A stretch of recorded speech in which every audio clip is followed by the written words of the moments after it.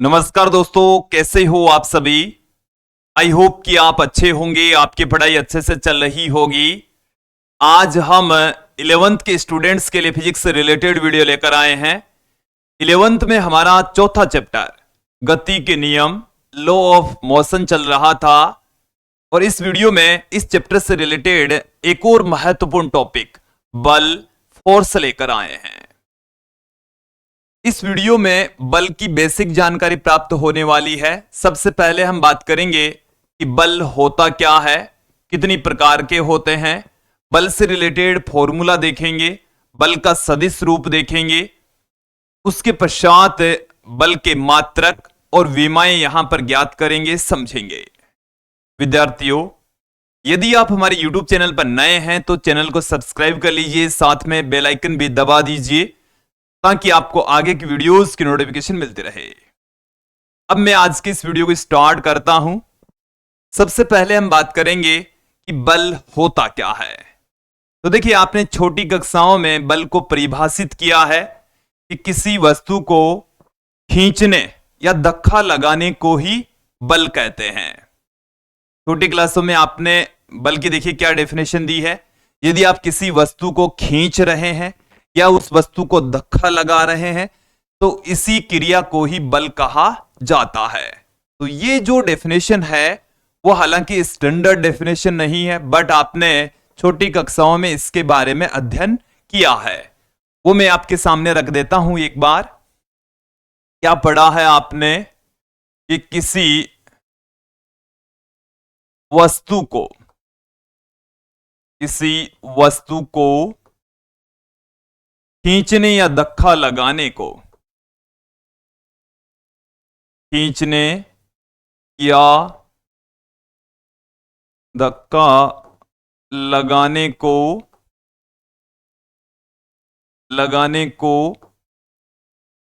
बल कहते हैं। यदि हम किसी वस्तु को खींच रहे हैं या हम उस पर धक्का लगा रहे हैं तो उसको हम बल कहेंगे। कक्षा 11 में बल की थोड़ी सी स्टैंडर्ड डेफिनेशन हम आपको बताने वाले हैं।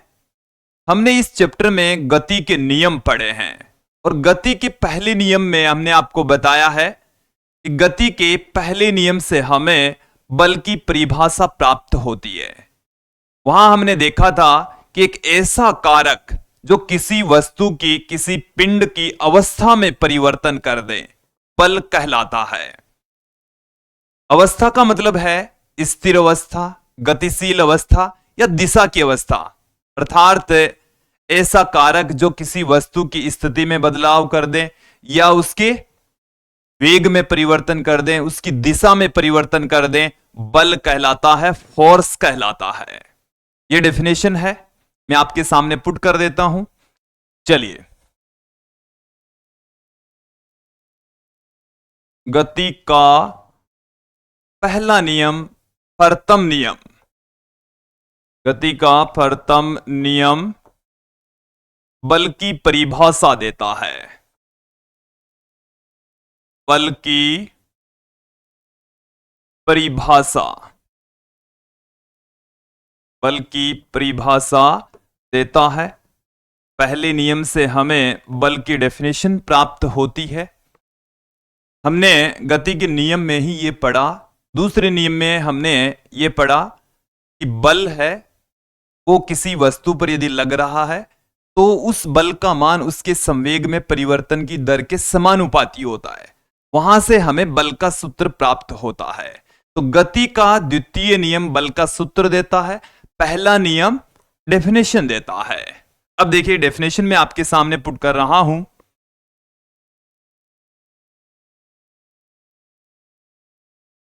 बल की परिभाषा देखिए क्या है कि ऐसा कारक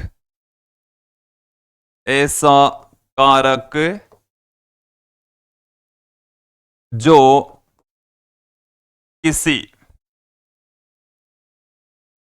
किसी वस्तु की अवस्था में परिवर्तन कर दे, वस्तु की अवस्था, जो किसी वस्तु की अवस्था में परिवर्तन कर दें, परिवर्तन कर दें, बल कहलाता है।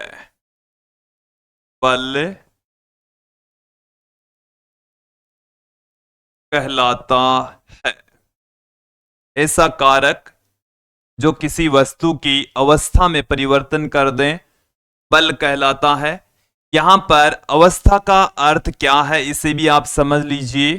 अवस्था का मतलब है कि उसकी स्थिर अवस्था से, स्थिर अवस्था, या हो सकती है गतिशील अवस्था, या क्या हो सकती है, गतिशील अवस्था,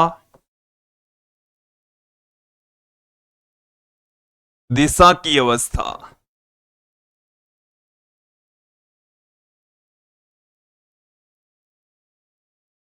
दिशा की अवस्था। इसका मतलब ये हो गया है कि बल क्या कर देता है, स्थिर अवस्था में बदलाव कर देता है, गतिशील अवस्था में परिवर्तन कर देता है, या उसकी दिशा में परिवर्तन कर देता है। तो ये एक ऐसा कारक है जो इन चीजों में परिवर्तन कर दे। यदि इन चीजों में परिवर्तन हो रहा है, इट मीन्स वहां पर बल लग रहा है, फोर्स कार्य कर रहा है। तो ये तो है बल की परिभाषा, थोड़ी सी स्टैंडर्ड डेफिनेशन, और मुझे उम्मीद है आप लोगों को ये जो डेफिनेशन है वो अच्छे से समझ में आ गई होगी। अब मैं यहां पर आपको बल का एक व्यापक सूत्र बताने वाला हूं। वैसे तो बल के बहुत सारे फॉर्मूले हैं, बल भी कई प्रकार के होते हैं, लेकिन एक व्यापक फॉर्मूला है। वो व्यापक फॉर्मूला मैं आपको यहां पर अब गति के द्वितीय नियम की सहायता से बताने जा रहा हूं। देखिए क्या है गति का द्वितीय नियम। गति का द्वितीय नियम बल का सूत्र प्रदान करता है। बल का सूत्र बताता है। बल का सूत्र कौन बताएगा? गति का दूसरा नियम। ओके, अब देखिए गति के दूसरे नियम की सहायता से हम बल का सूत्र यहां पर फाइंड आउट करेंगे। गति के द्वितीय नियम से हम जानते हैं, देखिए किसी वस्तु पर लगने वाला बल क्या होता है, इसे आप क्लियर कर लीजिए कि किसी वस्तु पर लगने वाला जो बल है वो उस वस्तु के संवेग में परिवर्तन की दर के समानुपाती होता है। यह नियम है। और यहां से हम प्रोपोर्शनल का साइन हटाएंगे तो एक कांस्टेंट लगाएंगे, और उस कांस्टेंट को हम यहां पर कैसे पुट कर रहे हैं, के बराबर 1 होता है। देखिए ये MKS पद्धति में भी और CGS पद्धति में भी, दोनों ही पद्धतियों में के की वैल्यू कितनी होती है? 1 के इक्वल होती है। 1 के इक्वल होगी तो हमारे पास में F बराबर क्या आ जाएगा? dP बाई dt हमें प्राप्त हो जाएगा, बल का सूत्र। अब देखिए इसको थोड़ा सा स्टैंडर्ड फॉर्मूले में कन्वर्ट करते हैं। वैसे बल का फॉर्मूला ये भी है, गति के दूसरे नियम से हमें यही मिलता है। इससे हम दूसरे रूप में कैसे लिख सकते हैं कि जो संवेग होता है P, इस संवेग को हम लिख सकते हैं m इंटू वी वेक्टर। इसमें पुट कर दीजिए तो F वेक्टर बराबर अपने पास में आ चुका है D by D T M V vector. यहां पर हम m को डिफरेंशिएशन से बाहर ले लेंगे, देन हमें देखिए क्या मिल जाएगा? dv by D T. और ये जो dv बाई डी टी है इसको हम कहते हैं वेग में परिवर्तन की दर, और वेग में परिवर्तन की दर को हम एक्सेलरेशन कहेंगे। a वेक्टर से पुट किया जाएगा, जिससे हमें बल का एक व्यापक सूत्र प्राप्त हो जाएगा। देखिए हमने एक किसके स्थान पर लिखा है वो पहले क्लियर कीजिए। वेग में परिवर्तन की दर, ये क्या है? वेग में परिवर्तन की दर है। वेग में परिवर्तन की दर, जिसको हम एक्सेलरेशन कहते हैं, त्वरण कहा जाता है। ओके, यहां पर आप ध्यान दें, ये हमारे पास में बल का व्यापक सूत्र है। ये हमें क्या प्राप्त हो गया है? बल का एक व्यापक सूत्र, जिसे हम बार बार यूज में लेंगे।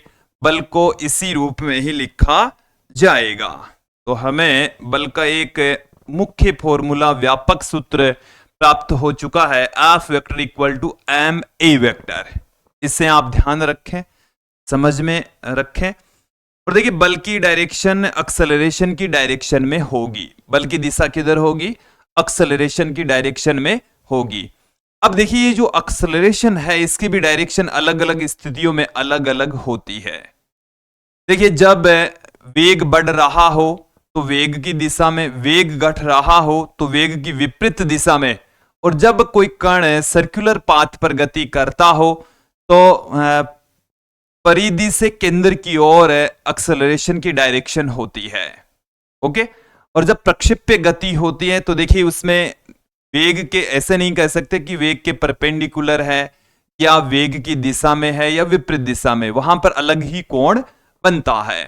ओके, तो यहां पर थोड़ा सा मैं क्लियर करता हूं कि बल कैसी राशि है? सदिश राशि है। बल कैसी राशि है? बल एक सदिश राशि होती है। बल एक सदिश राशि होती है। सदिश राशि होती है। अब सदिश राशि है, यदि कोई सदिश राशि है तो उसकी दिशा किधर होगी? उसकी दिशा त्वरण की ओर होती है। उसकी दिशा किधर होगी? उसकी दिशा त्वरण की दिशा में होती है। त्वरण की दिशा में होती है। त्वरण की दिशा में होती है। त्वरण की डायरेक्शन में होगी। ओके, बल की डायरेक्शन किधर होगी? त्वरण की दिशा में होगी। एक्सेलरेशन जिधर होगा उधर ही बल होगा। ओके, अब यहां पर आप ध्यान दें, त्वरण किधर होता है? त्वरण किधर होगा? त्वरण की डायरेक्शन किधर होगी? जैसे मान लीजिए कि पिंड है, वो एक सरल रेखा में गति कर रहा है, जैसे नीचे गिर रहा है, वेग बढ़ता है। वेग क्या हो रहा है? बढ़ता है। बढ़ता है। तो ए है, ए वेक्टर वी वेक्टर की दिशा में होगा। वी वेक्टर की दिशा में होगा। ओके, और उधर ही क्या होगा? बल होगा। अब जैसे मान लीजिए पिंड को नीचे से ऊपर फेंका जा रहा, वेग घट रहा है। वेग उस बल के कारण से क्या है? घटता है। तो देखो, जिधर ए एफ होता है, ए होता है ना, उधर ही एफ होगा। ठीक है, ए वेक्टर वी वेक्टर की विपरीत दिशा में होगा। वी की विपरीत दिशा में होगा। ओके, वी की विपरीत दिशा में। अब और नई स्थिति में आपको बताता हूं कि यदि कोई कण है किसी वर्ताकार पाथ पर, किसी वर्तीय पथ पर, जैसे ये कोई वर्ताकार पाथ है, और कण का जो वेग है वो नियत है, वो इस डायरेक्शन में है, एक्सेलरेशन इस डायरेक्शन में होगा, वेग के लंबवत होगा। यहां v क्या होना चाहिए? एक समान होना चाहिए। मतलब इसका जो चाल है वो एक समान है, तो एक्सेलरेशन है वो परिधि से केंद्र की ओर होगा। परिधि से केंद्र की ओर होगा। अब देखिए, मान लीजिए कि कण है वो सर्कुलर पाथ पर ही गति कर रहा है। इसको आप समझें भाई, अच्छे से समझ लें। सर्कुलर पाथ पर ही गति कर रहा है, तो एक तो अभिकेंद्रीय बल तो इधर लगेगा, और अब की बार जो v है वो परिवर्ती है, उसके मान में बदलाव हो रहा है। उसके मान में बदलाव हो रहा है, v बढ़ रहा है, तो एक यहां पर एक्सेलरेशन होगा 80। एक एक्सेलरेशन और क्या होगा? 80, जो कि वेग की दिशा में होगा। किधर होगा? वेग की दिशा में। तो यहां पर एक परिणामी बल इधर काम करेगा, और वो इस डायरेक्शन में होगा, ए। AT और AC की परिणामी की दिशा में। तो देखो यहां पर नहीं, ये वेग से कुछ एंगल के ऊपर बल कार्य करेगा। ओके, मैं आपको प्रक्षेप्य गति का एग्जांपल दे दूं तो उस प्रक्षेप्य गति में इसी तरीके से होता है।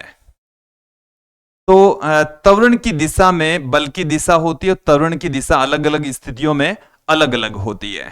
क्लियर? अब यहां पर मैं थोड़ी सी बात करता हूं बल के मात्रकों के बारे में। बल का मात्रक, बल का मात्रक। तो देखिए बल का जो मात्रक है उसे आप समझ लीजिए। बल के जो मात्रक है उनको हम दो तरीके से आपको बताने वाले हैं। एक तो है निरपेक्ष मात्रक, निरपेक्ष मात्रक। दूसरे जो मात्रक की तरीके हैं वो है गुरुत्वीय मात्रक, गुरुत्वीय मात्रक। अब निरपेक्ष मात्रक MKS पद्धति में तो क्या होगा? न्यूटन। क्या होता है? न्यूटन। देखो समझ लीजिए, ये हमारे पास में F बराबर होता है M इंटू A। M का मात्रक होता है किलोग्राम, A का मात्रक होता है मीटर पर सेकंड स्क्वायर। तो किलोग्राम मीटर पर सेकंड स्क्वायर को हमने न्यूटन कह दिया है। क्या कह दिया है? देखिए इसका मात्रक तो होता है kg, इसका मात्रक होता है मीटर पर सेकंड स्क्वायर। तो इसी को हमने क्या कह दिया? न्यूटन कह दिया, जो कि निरपेक्ष मात्रक है MKS पद्धति में। बात करते हैं CGS पद्धति में। तो CGS पद्धति में बल का जो मात्रक है वो डाइन होता है। और देखिए डाइन कहां से आया है? द्रव्यमान को हम मापेंगे ग्राम में और त्वरण को सेंटीमीटर पर सेकंड स्क्वायर में। तो ये आ गया अपने पास में ग्राम सेंटीमीटर पर सेकंड स्क्वायर। डाइन किसके इक्वल होता है? ग्राम सेंटीमीटर पर सेकंड स्क्वायर के तुल्य होता है। गुरुत्वीय मात्रक की बात करें तो MKS पद्धति में होता है किलोग्राम भार, किलोग्राम भार। ओके, अभी हम इसको परिभाषित करेंगे। और CGS पद्धति में गुरुत्वीय मात्रक होता है ग्राम भार, ग्राम भार। चलिए सबसे पहले मैं 1 न्यूटन के रूप में आपको डेफिनेशन बताने जा रहा हूं कि 1 न्यूटन की डेफिनेशन क्या होगी। 1 न्यूटन, 1 न्यूटन का मतलब हो गया 1 किलोग्राम मीटर पर सेकंड स्क्वायर। तो देखिए 1 न्यूटन की डेफिनेशन क्या हो जाएगी? 1 न्यूटन की परिभाषा हो जाएगी, यदि आप किसी 1 किलोग्राम के पिंड को 1 मीटर पर सेकंड स्क्वायर का त्वरण प्रदान कर दें तो उस पिंड पर लगने वाला बल 1 न्यूटन होगा। डेफिनेशन क्या है देखिए, यदि किसी 1 किलोग्राम के पिंड को, किसी 1 किलोग्राम के पिंड को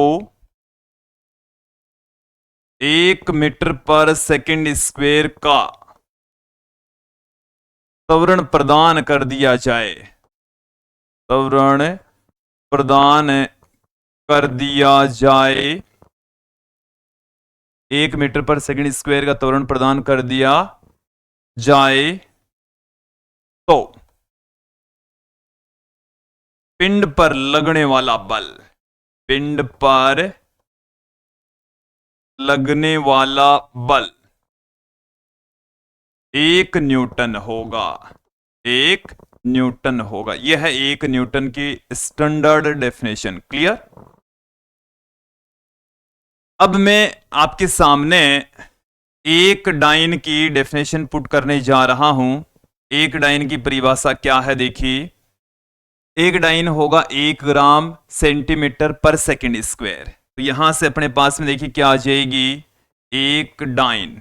तो 1 डाइन को हम लिख सकते हैं 1 ग्राम सेंटीमीटर पर सेकंड स्क्वायर। इसका मतलब ये हो गया कि 1 ग्राम की वस्तु को 1 सेंटीमीटर पर सेकंड स्क्वायर का त्वरण प्रदान करने पर उस पर लगने वाला बल 1 डाइन होगा। चलिए देखिए डेफिनेशन क्या होगी, यदि किसी 1 ग्राम की वस्तु को 1 सेंटीमीटर/सेकंड स्क्वायर का त्वरण दिया जाए तो वस्तु पर लगने वाला बल लगने वाला बल 1 डाइन होगा। कितना होगा? 1 डाइन होगा। ओके, यह है 1 डाइन की डेफिनेशन। अब मैं आपको बताऊंगा 1 न्यूटन और 1 डाइन के बीच में आपस में क्या संबंध होता है। 1 न्यूटन का मतलब होता है 1 किलोग्राम मीटर/सेकंड स्क्वायर, यह होता है। 1 किलोग्राम को मैं क्या लिख दूं? 1000 ग्राम, और मीटर को हम लिख देते हैं 100 सेंटीमीटर/सेकंड स्क्वायर। तो देखिए अपने पास में क्या आ गया है, इसमें 1000 और 100 हो गया, ये 10⁵ यह आ गया ग्राम सेंटीमीटर/सेकंड स्क्वायर, और इसको हम लिख देते हैं डाइन। इसी को हम क्या लिख देते हैं? डाइन लिख देते हैं। तो 1 न्यूटन के अंदर 10⁵ डाइन होता है। 1 न्यूटन बराबर क्या होता है? 10⁵ डाइन। 1 न्यूटन किसके तुल्य होगा? 10⁵ डाइन के तुल्य होगा। ओके, अब मैं आपके सामने किलोग्राम भार की डेफिनेशन पुट करने जा रहा हूं। सबसे पहले 1 किलोग्राम भार, 1 किलोग्राम भार, इसका मतलब है कि 1 किलोग्राम, ग्राम नहीं लगाया है, लगा देते हैं, किलोग्राम भार, 1 किलोग्राम की वस्तु को गुरुत्वीय त्वरण प्रदान करने पर लगने वाला बल, मतलब 9.8 मीटर/सेकंड स्क्वायर के त्वरण से यदि वस्तु त्वरित हो रही है तो उस पर लगने वाला बल 1 किलोग्राम भार होगा। यदि 1 किलोग्राम की वस्तु को 9.8 मीटर/सेकंड स्क्वायर त्वरण से त्वरित करें तो उस पर लगने वाला बल कितना होगा? लगने वाला बल 1 kg भार होगा। ओके, 1 किलोग्राम भार होगा। क्लियर? अब 1 किलोग्राम भार, इसको हम ऐसे लिख सकते हैं। इसका मतलब हो गया कि द्रव्यमान तो 1 किलोग्राम ही है और त्वरण हो गया 9.8 मीटर/सेकंड स्क्वायर। तो यह आ गया 9.8 न्यूटन। 1 किलोग्राम भार में कितना न्यूटन होता है? 9.8 न्यूटन होता है। ठीक है, अब इसी प्रकार से मैं डेफिनेशन देने जा रहा हूं। 1 ग्राम भार, 1 ग्राम भार में क्या आ जाएगा? 1 ग्राम की वस्तु को 9.8, देखो अब की बार क्या हो जाएगा, इसको हम सेंटीमीटर में कन्वर्ट कर लेंगे। तो 980 सेंटीमीटर/सेकंड स्क्वायर त्वरण से त्वरित करे तो उस पर लगने वाला बल 1 ग्राम भार होगा। चलिए डेफिनेशन देखें। यदि 1 ग्राम की वस्तु का त्वरण 980 सेंटीमीटर/सेकंड स्क्वायर हो तो उस पर बल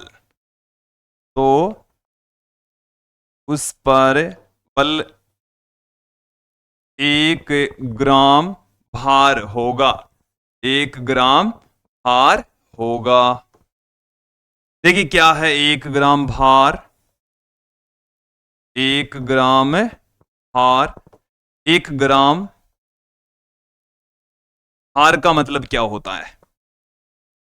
यहां पर जो त्वरण है वो हमारे पास में है 980 सेंटीमीटर पर सेकंड स्क्वायर, तो ये आ गया 980 डाइन, 980 डाइन। तो 1 ग्राम भार बराबर होता है 980 डाइन।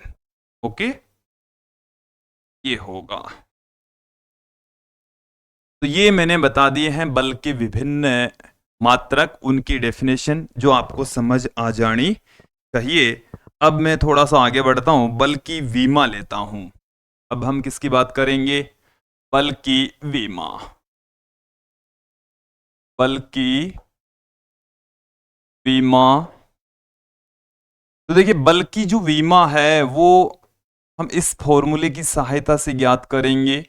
एफ की विमा वही होगी जो एम इंटू ए की विमा होगी।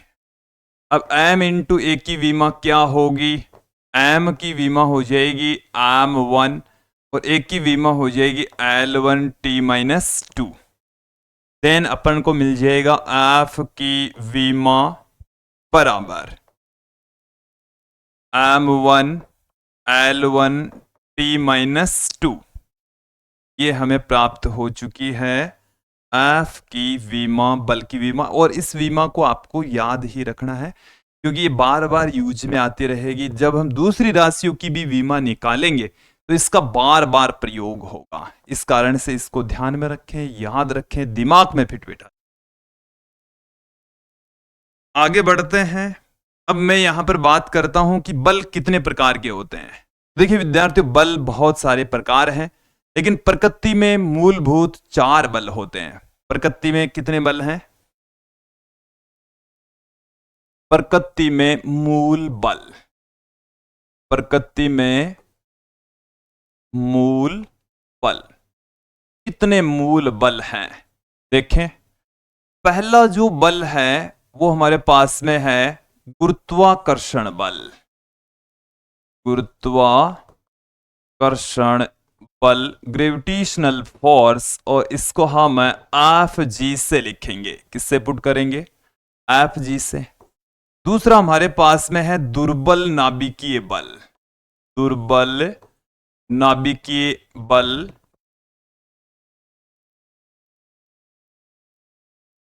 दुर्बल नाभिकीय,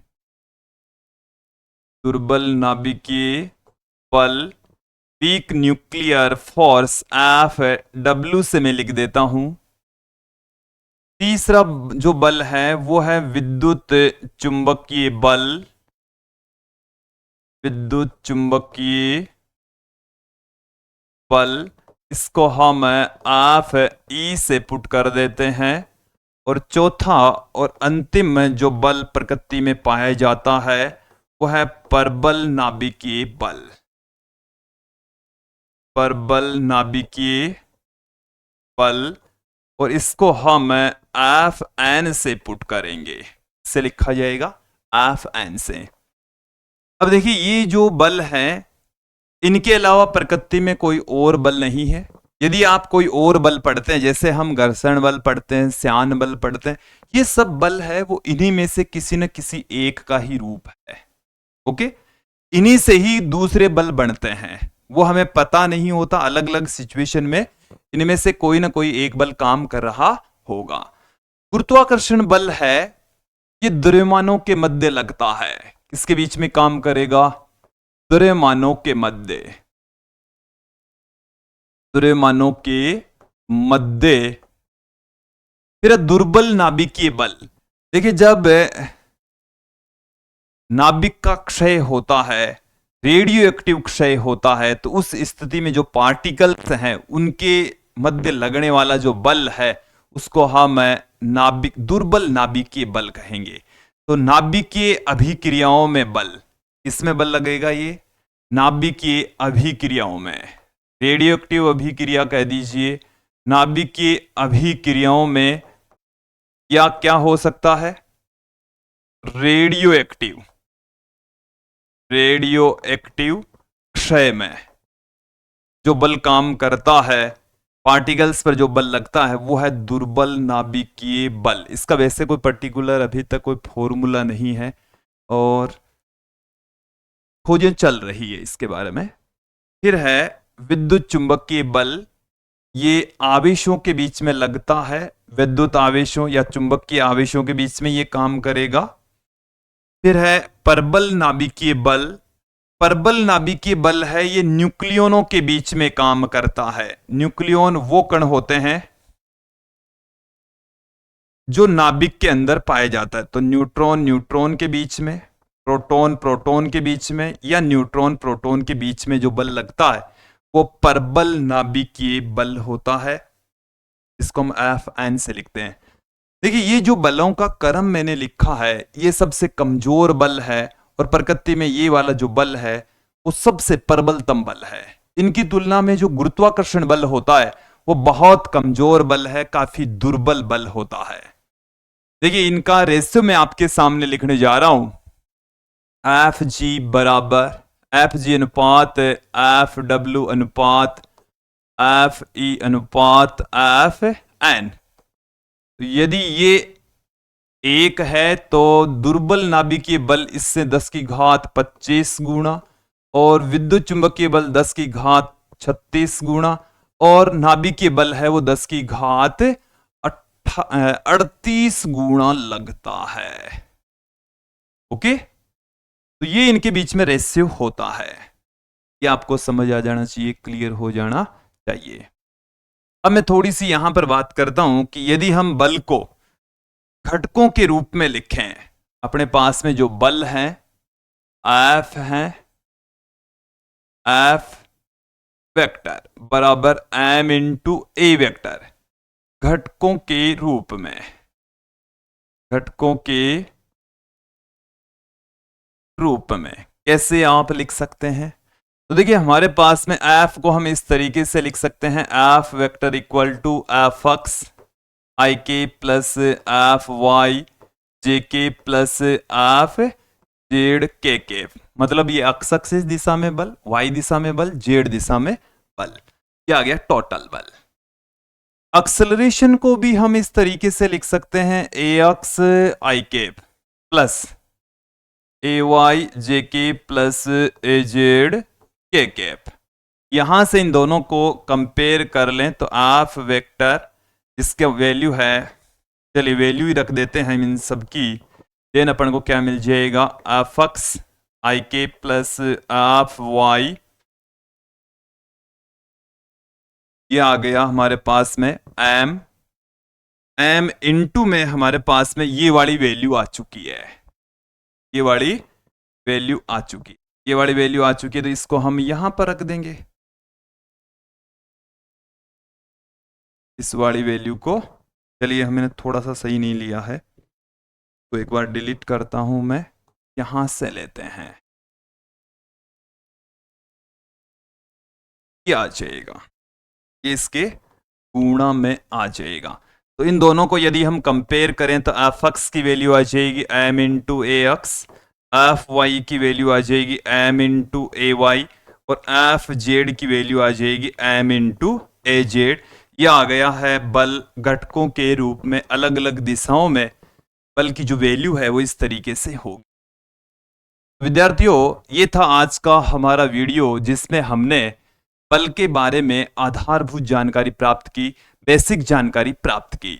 मुझे उम्मीद है आप लोगों को ये जो आज का हमारा टॉपिक है वो अच्छे से समझ में आ गया होगा। अगली वीडियो में हम आवेग, इंपल्स लेकर लौटेंगे। आज के लिए इतना ही, धन्यवाद दोस्तों।